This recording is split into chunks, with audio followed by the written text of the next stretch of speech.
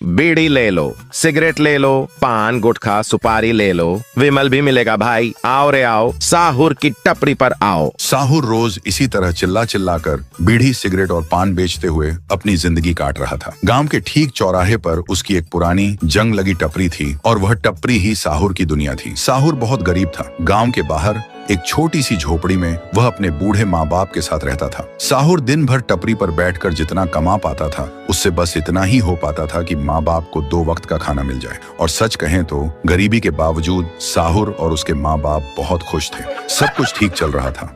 लेकिन फिर गांव में एक नई हवा आई। मुस्कान सालों बाद शहर से अपने नाना नानी से मिलने गांव आई थी। मुस्कान बेहद खूबसूरत थी।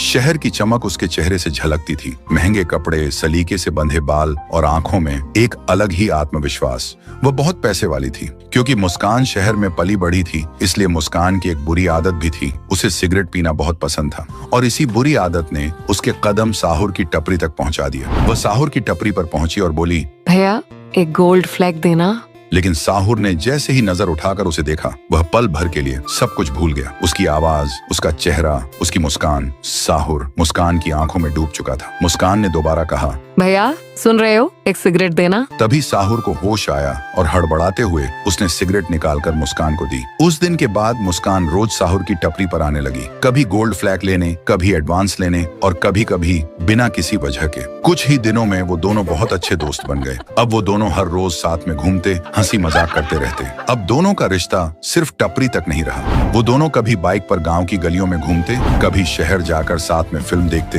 तो कभी ढाबे पर बैठकर चाय के साथ देर रात तक बातें करते। साहुर के लिए ये सब किसी सपने से कम नहीं था। जिस लड़के ने कभी गांव से बाहर कुछ नहीं देखा था, आज वह एक शहर की लड़की के साथ जिंदगी के नए रंग देख रहा था। फिर एक दिन मुस्कान ने मुस्कुराते हुए कहा, साहुर, क्या तुम कल शाम मेरे घर चाय पीने आओगे?